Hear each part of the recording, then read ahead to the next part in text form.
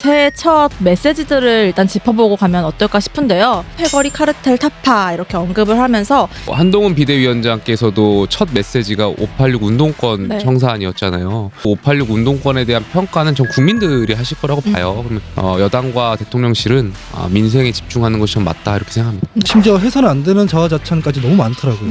현실이 다 안 맞잖아요. 경제랑 물가 이런 부분들에 대해서 팩트랑 동떨어져 있는 현실 인식 부분이 위험해 보였어요.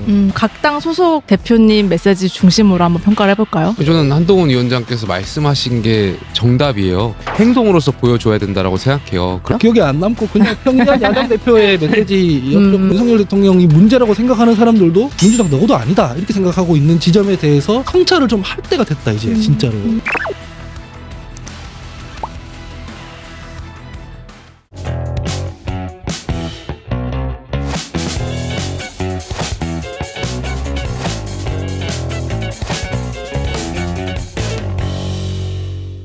올해는 아마 우리 정치가 더욱 작년보다 들썩이겠죠? 4월 10일 22대 총선이 기다리고 있고 먼저 이번 주 이슈 볼게요. 정치권에서 나온 새해 첫 메시지들을 일단 짚어보고 가면 어떨까 싶은데요. 윤석열 대통령 메시지부터 볼까요? 경제를 19번, 민생을 9번 언급을 했다고 하고요. 또 한편 이권과 이념, 패거리 카르텔 타파 이렇게 언급을 하면서 이념을 오랜만에 다시 앞세우는 건가? 라는 해석을 낳기도 했어요. 두 분은 어떻게 들으셨나요? 일단 그 신년사가 좀 길었죠. 다른 작년에 비해서 좀 길었던 것 같고요. 전반적으로 민생하고 경제 부분에 대해서 좀 방점을 맞추신 것 같아서 과거에는 뭐 성장, 도약 이러한 말씀보다는 저는 긍정적으로 생각해요. 다만 이제 언론에서 집중하고 있는 부분은 이제 이권, 이념, 패거리, 카르텔 반드시 타파 이 문장이 들어가면서 좀 여기 집중되고 있는 것 같은데 글쎄 결과적으로 한동훈 비대위원장께서도 첫 메시지가 586 운동권 청사안이었잖아요. 이것과 아마 대통령의 생각하고 궤를 좀 같이 하는 거 아닌가에 대한 생각이 있고요. 그 지적에 대한 평가 그리고 586 운동권에 대한 평가는 전 국민들이 하실 거라고 봐요. 그러면 그 평가나 심판은 국민들한테 맡겨주시고 여당과 대통령실은 민생에 집중하는 것이 좀 맞다 이렇게 생각합니다. 네. 민생, 경제 이 단어가 몇 번 들어갔는지 숫자가 중요한 게 아니라 실질적인 인식이 어떻게 돼 있는지 이게 중요하잖아요. 네. 근데 인식이 정확하지 않으면 이 메시지에서 국민들한테 희망을 주거나 뭐 하다못해 위로라도 줘야 되는데 그러질 못해요. 근데 자화자찬이 심지어 해서는 안 되는 자화자찬까지 너무 많더라고요. 제가 몇 가지 적어왔는데 뭐 물가를 잡고 국가 신인도를 유지해 왔습니다. 부동산 시장을 정상화했습니다. 그다음에 반도체를 비롯한 국가 전략 기술의 세계 최고 수준의 인센티브를 지원했다. 그다음에 부동산 PF, 가계 부채와 같이 우리 경제를 위협할 수 있는 리스크는 잘 관리했다. 이게 현실이 다 안 맞잖아요.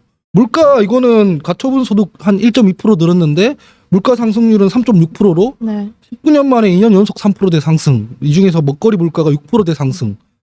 2년 사이에 8.9% 상승했다는 이 보도가 뭐 한 달 전, 두 달 전에 나온 게 아니라 이번 주 이 일주일 상간에 나온 보도거든요. 이게 난리 났다고 하고 있는데 물가가 잡혔다고 하니까 뭘 보고받고 저러시는 걸까? 첫 번째가 그거고 두 번째는 부동산 PF 관리를 잘했다고? 그 태형건설 워크아웃 된 지가 일주일밖에 안 됐어요. 그게 PF 위기로 유동성 문제 때문에 생긴 거잖아요. 뭘 관리를 잘했다는 걸까? 가계부채가 잡혔다. 가계부채 끝을 모르고 올라가서 지금 GDP 대비 100%라고 하잖아요. 이거 OECD에서도 아주 드문 케이스거든요. 그래서 가계부채 때문에 빚을 갚아도 못 갚는다 이런 보도가 엄청 나와요. 여기도 이거 윤석열 대통령이 잘못한 부분이 아닐 수도 있어요. 그런데 인식은 똑바로 해야 되는 거거든요. 저는 이권 카르텔 이런 얘기보다도 경제랑 물가 이런 부분들에 대해서 팩트랑 동떨어져 있는 현실 인식 부분이 위험해 보였어요. 이렇게 얘기하면 희망을 주지도 못하고 위로도 안 될 테니까. 그러니까 새해 메시지를 이렇게 낸다는 거는 이제 그동안의 기조가 맞았고 방향이 맞았고 그게 효과를 발휘했으니까 이제 새해에도 이 방향대로 그대로 가겠다 이런 거를 이제 반영을 하고 있는 거기 때문에. 그러니까 굳이 안 해도 되는 자아자찬을 너무 많이 했다고 생각을 하고요. 대통령이 꼭 성과 홍보를 신년에 안 해도 되잖아요. 그냥 우리가 해볼 만큼 해봤지만은 뭐 국제사회 상황이 이렇고 저렇고 해서 뭐 역부족인 부분도 있었고 그래서 국민들이 많이 힘드실 걸로 안다. 새해에는 민생 좀 더 잘 챙기겠다라고 해도 되잖아요. 근데 굳이 이 현실과 동떨어진 이야기들을 다 넣어서 이렇게 했어야 됐을까 하는 의문은 들었습니다. 네. 네. 지난해 10월 강서구청장 보궐선거 이후에 이 이념을 대신 이제 민생을 강조하는 모습을 보였다가 다시 이념을 이제 국정 기조로 앞세우겠다 이런 거에 좀 반영된 신년사라고도 볼 수 있을까요? 글쎄 이번에? 그 문장 하나 가지고만 평가하기 좀 어려울 것 같고요. 자칫 이념이나 이런 것을 또 강조하게 된다면 총선에서 저는 그렇게 썩 좋은 평가를 받을 거라고 생각하지 않아요. 그래서 여기에 대해서 대통령실 참모들이 좀 잘 인식했으면 좋겠다는 말씀드리고 싶고요.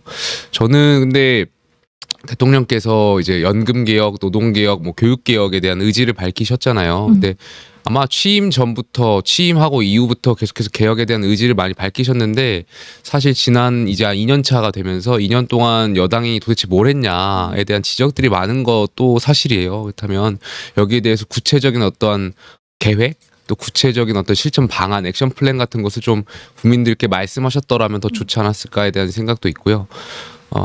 저는 한 가지 덧붙여서 기자 회견도 좀 하셨으면 좋겠어요. 신년 회견. 대통령께서 강조하셨던 게 소통이고 그 출근길 문답, 이른바 그 도어 스태핑이라고 불려왔던 것이 어떻게 보면 윤석열 대통령의 초반부에 많은 국민들께서 물론 그것 가지고 이제 여러 구설수에도 있었고 하지 말라는 참모들도 있었고 하다면서 결과적으로 하지 않게 되었는데 처음에 그 할 때는 나름대로 저는 기대가 있었던 것 같아요. 그리고 대통령께서도 소통 강조를 여러 차례 하셨기 때문에 이번 신년 기자회견은 좀 필요하지 않을까. 왜냐하면 많은 국민들께서 이제 특검 관련해서도 굉장히 궁금증이 많으시잖아요. 그렇죠. 그러면 만약에 대통령실에서 여기서 대통령께서 거부권을 행사한다면 왜 거부권을 행사하는지에 대한 국민적인 설명과 어떤 설득이 있어야 되는 게 전 기자회견의 형태로도 적절할 것 같다 이런 생각도 있어요. 1월 중순에 대통령실이 검토하고 있다고는 하더라고요. 신년 회견. 그런데 어쨌든 여러 가지 정치적인 상황과 분위기를 보고 정하려는 건 아닌가 싶긴 해요. 김치찌개 끓여준다고 하더라고요. 어제 이제 기자실 가서. 저 그 김치찌개 그대로 따라 해 먹어봤는데 여러분 한번 해 먹어보십시오.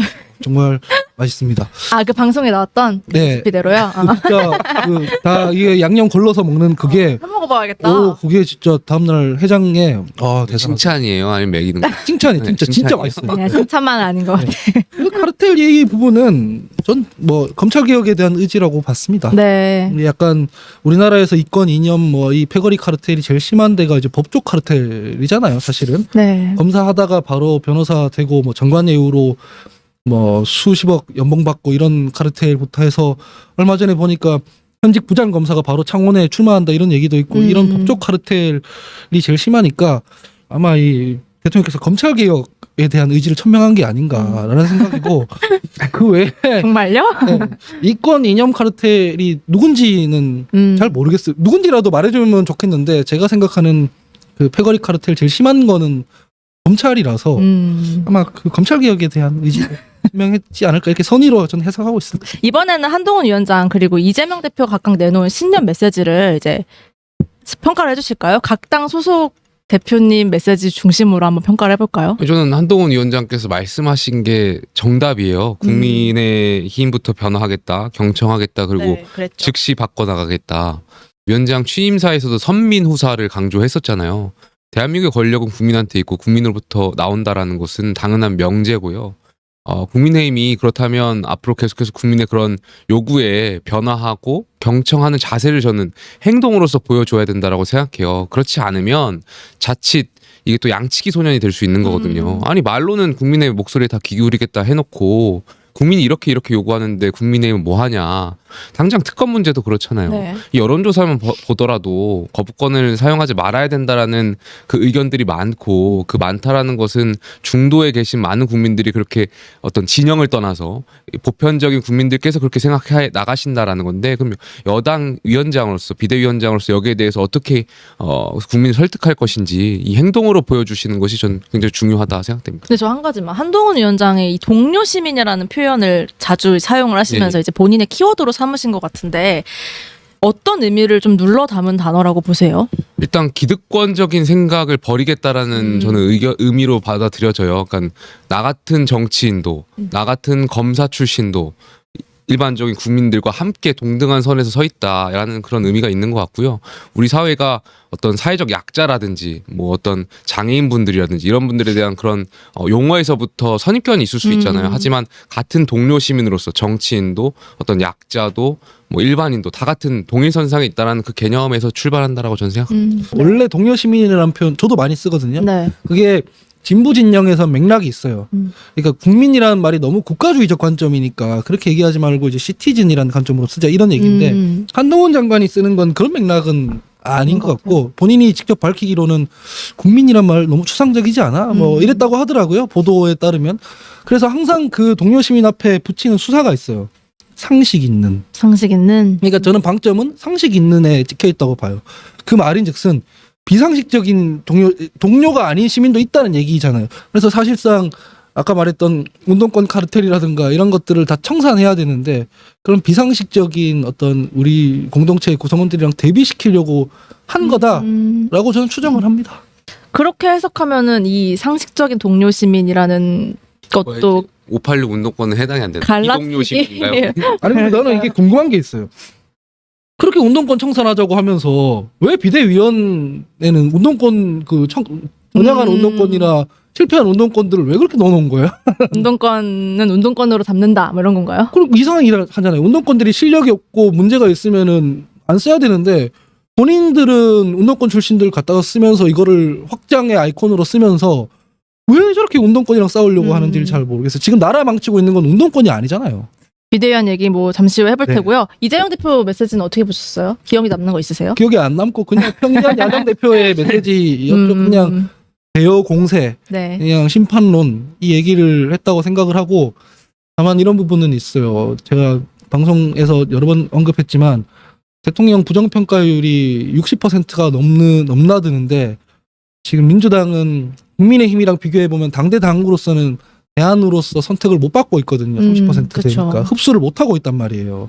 지금 윤석열 대통령이 문제라고 생각하는 사람들도 민주당 너도 아니다 이렇게 생각하고 있는 지점에 대해서 성찰을 좀 할 때가 됐다 이제 진짜로. 근데 저 지점이 되게 저는 의미가 있는 것 같아요. 네. 약간 대통령 국정 지지율이 긍정평가가 상대적으로 낮아요.